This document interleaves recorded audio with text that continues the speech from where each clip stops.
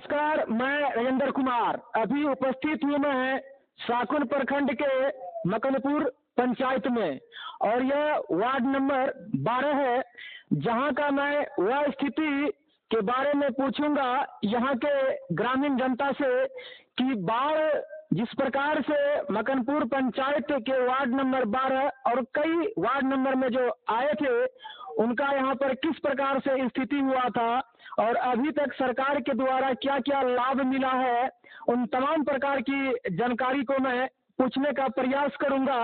और खास करके आप जानते हैं कि शाकुन प्रखंड के जो तराई क्षेत्र है जिसको कहते हैं बाढ़ का सबसे प्रभावित क्षेत्र, जहां की किसानों के द्वारा तमाम प्रकार के फसल को लगाए जाते हैं और आप जानते हैं किसानों की कितने आमदनी के साथ अपनी खेती में रुपया पैसा लगाते हैं और बाढ़ आने के साथ उनका तमाम प्रकार की रुपया पैसा किस प्रकार से बाढ़ में बह जाते हैं, आज तक उनका समीक्षा अभी तक कोई नहीं किए हैं और किस प्रकार से यह लाभ मिले क्षतिपूर्ति को लेकर के उन तमाम प्रकार की बातों को मैं पूछने का प्रयास करूंगा।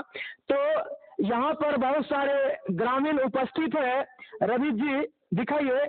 और मैं पूछना चाहूंगा इन लोगों से कि सर आप पहले ये बताइए कि आपके वार्ड नंबर में अभी तक सरकारी लाभ के तहत बाढ़ प्रभावित जो आपके क्षेत्र हुए थे अभी तक क्या क्या मिले हैं। सबसे पहले तो मैं अपने पंचायत के तरफ से आप लोग मीडिया भाई को दिल से धन्यवाद देता हूं कि आप हमारे यहाँ चल करके आए, इसके लिए बहुत बहुत बधाई हो आपको। और बाढ़ राहत के रूप में हम लोग को अभी क्षतिग्रस्त जो हुआ है सभी, तो उसमें पैसा के रूप में मुआवजा के रूप में दिया गया है 7,000 रुपया करके, जिसमें कि हम लोग का अशरफपुर वार्ड में 12 नंबर अशरफपुर में 142 आदमी का नाम लिस्ट में पहले से था, जिनका कि वितरण हो चुका है। उसमें 20% व्यक्ति के खाते में पैसा अभी तक नहीं पहुंचा है। तो इसके लिए हम आगे बात किए सीओ मैडम से, तो वो उनका कहना हुआ कि जो व्यक्ति छूटे हुए हैं उनको ये पूर्ण रूप से जब वितरण होगा उसके बाद जो छूटे हुए व्यक्ति होंगे उनको फिर से उनका पेपर लेकर के उनका नाम अंकित करके दिया जाएगा। और नया लिस्ट जो बना कर दिए हैं हम लोग, तो अशरफपुर से 64 आदमी का नाम दिए हैं, तो जिसमें कि वो भी लिस्ट परसों और कल परसों कितना तक 19 तारीख पर कार्रवाई हुआ है। तो दीपावली से हम आशा रखते हैं कि आश्वासन जो मिला है कि दीपावली। मैं आप सभी दर्शकों को बतला देना चाहूंगा, मैंने अपने क्षेत्र के कई पंचायत स्तर पर जहां बाढ़ प्रभावित था मैंने न्यूज बनाने का प्रयास किया और सीओ मैडम से भी मैंने बात किया हूं। और सीओ मैडम, मैं आपसे पहले भी कह चुका हूं कि आपने जितना सारे किचन व्यवस्था किए थे वो कहीं न कहीं आपका जो है सिस्टम ठीक नहीं था, मैंने आपको बताया था इसलिए। और कहीं न कहीं यहाँ के जनता के द्वारा जो भी सरकार के द्वारा जो लाभ दिया जा रहा है उसे आप तदोपरांत देने का प्रयास करें, क्योंकि यहाँ के लोगों का घर की स्थिति ढह चुका था, कहीं न कहीं घरों में पानी प्रवेश किया था और जीवन यहाँ पर स्थिति खराब हुआ था। आज लगभग ग्रामीण का कहना है कि 3 महीना से बाढ़ की स्थिति में ये लोग झेले थे और कहीं न कहीं 5 दिन तक जो है किचन कैंटीन व्यवस्था अपने चलाए थे। वो सारे चलिए कोई बात नहीं, लेकिन अभी जो सरकार के द्वारा जो जिस गांव में या जिस घर में पानी जो प्रवेश कर जाते थे उनके लिए हिसाब लगाया था कि अगर आपके घर गिर जाते हैं या घर में पानी चले जाते हैं तो आपको जो है 6,000 पहले दिए जाते थे, लेकिन इस बार जो है 1,000 बढ़ा करके उससे 7,000 दिया जाता था, जो कि एक सम्मानपूर्ण राशि नहीं है, लेकिन जो भी है सरकार के द्वारा जो भी दिया जा रहा है उसे आप देने का प्रयास करें। कहीं न कहीं यहाँ की जनता आशा लगा करके बैठे हुए हैं। और एक बात और मैं पूछना चाहूंगा इनसे कि बताइए फसल क्षतिपूर्ति के लिए आप लोग क्या कहिएगा, क्या मिलना अभी तक मिला है कि नहीं मिला अभी तक आप लोग को? अभी तक कुछ भी नहीं मिला है। और मैं बिहार के मुखिया नीतीश कुमार, माननीय नीतीश कुमार जी से आग्रह करना चाहूंगा किसान भाइयों के लिए कि आपने तो क्षति का ऑप्शन दे देते हैं कि क्षति हुआ है उसका मुआवजा हम दे रहे हैं आपको, लेकिन हमारे इसमें किसान भाइयों में 75% ऐसा किसान भाई हैं कि जो अपना खेत उनके पास नहीं है, वो किन्हीं का खेत लेकर के करते हैं।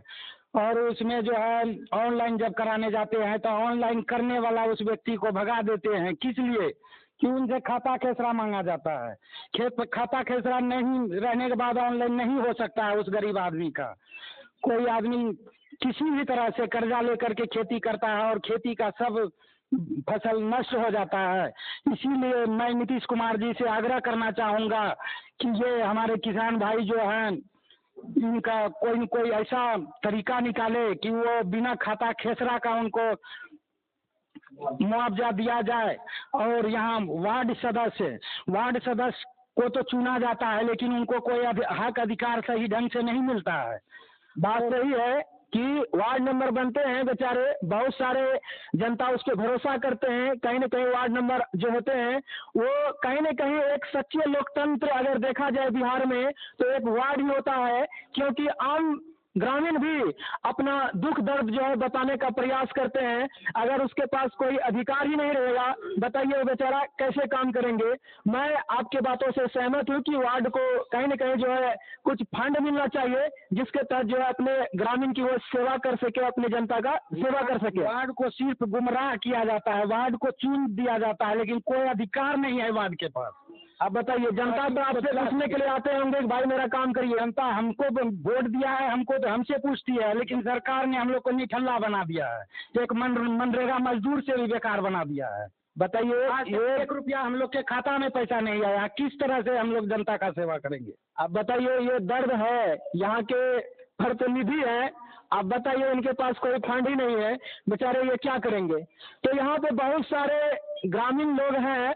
दिखाइए रवि जी, इधर कुछ दीदी चाची लोग हैं, मैं उससे भी पूछने का प्रयास करूंगा। ए दीदी रुकिए, भागिए मत, भाग मत। चाची बाहर रहा तो मिल लो, लोग ने कुछ खावे पिए ना। कुछ नहीं मिला है, कुछ नहीं है, फोटो भी खींच के ले गया, सब कुछ नहीं मिला है हम लोग का। पैसा मिलना कुछ नहीं मिला है, पैसा को कुछ नहीं मिला है। आप बताइए, बोली बताइए करते हैं, गरीबा दुखिया ना करता है, बोली बताइए। और वो उसका घर से जाता है, जिसका खेत करते है उसका तो नहीं जाता है, कुछ हम लोग का नहीं जाता है। बात सही है, जो गैर रैयत होते हैं कहीं न कहीं वो दूसरे का खेती करते हैं।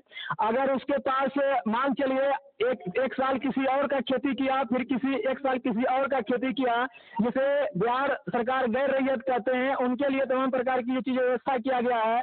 मैं तो चाहूँगा कि जो भी गैर रैयत है इस पर सरकार जायजा ले और कहीं न कहीं उसे जो है लाभ देने का प्रयास करे, ताकि ये लोग का जो फसल जो बाढ़ में बच चुके हैं कहीं न कहीं उसे जो है राहत मिल सके। दीदी थोड़ा दिन मिल लो ना, खाना वाना मिला है? खाना मिला, खाना मिला था ना?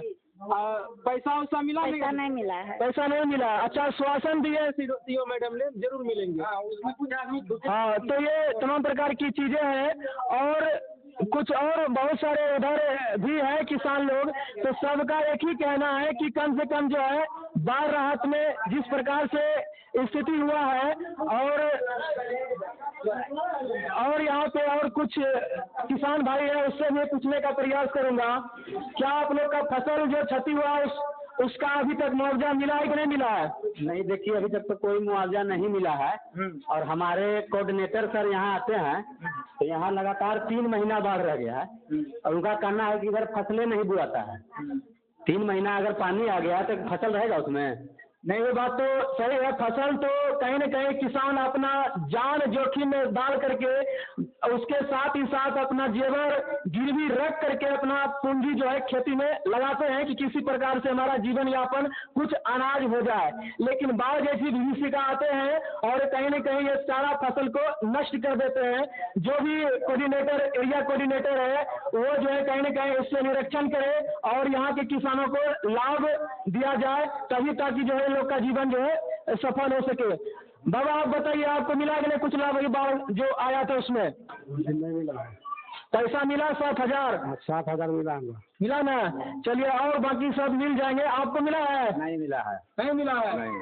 देखिए यहाँ पे जैसा कि यहाँ के वार्ड नंबर ने बताए हैं कि कुछ लोगों को मिले हैं और बहुत सारे लोग अभी कुछ बाकी है, उसे आश्वासन दिया गया है कि उसे तदुपरांत मिलेंगे। अब क्या मिलेंगे सीएम मैडम, मैं सीएम मैडम से यही दरख्वास्त करूंगा कि आप जल्द से जल्द इन सारे ग्रामीण के दुखों को देखें और कहीं न कहीं जो है पैसा जो 7,000 जो बाढ़ राहत के फंड के तहत दिए जाते हैं और दे, और खास करके यहाँ के किसानों का जो फसल जो क्षति हुआ है उस पे जो है निरीक्षण करके उन पे जो है इन सबको दिया जाए, क्योंकि एक किसान जो अपना सारे पूंजी को लगा करके खेती करते हैं, जब तक वो पूंजी कैसे बाहर आएंगे, उसका कम से कम मुनाफा से इनको कम से कम तो बराबरी तो आ जाए, इसके लिए कुछ न कुछ किया जाए, तभी जो है किसानों की स्थिति सही होंगे। केवल जो है बहसबाजी करने से कुछ नहीं होगा, आप लोग इस पे ध्यान दीजिएगा। देखिए रवि जी दिखाइए, इधर बहुत सारे किसान परेशान है।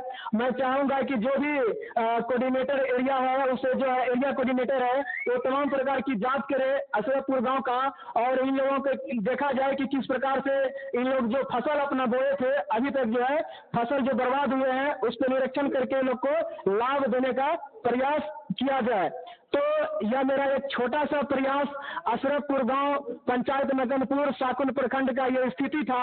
आप लोग को ये मेरा प्रयास कैसा लगा आप लोग कमेंट बॉक्स में जरूर लिखिएगा, और इसमें कहीं न कहीं क्या होना चाहिए इस पे आप लोग निराकरण जरूर जो है लिखने का प्रयास करिएगा। इन तमाम चीजों के साथ मैं राजेंद्र कुमार आप सभी को कैमरामैन रवि जी के साथ कहता हूँ जय हिंद।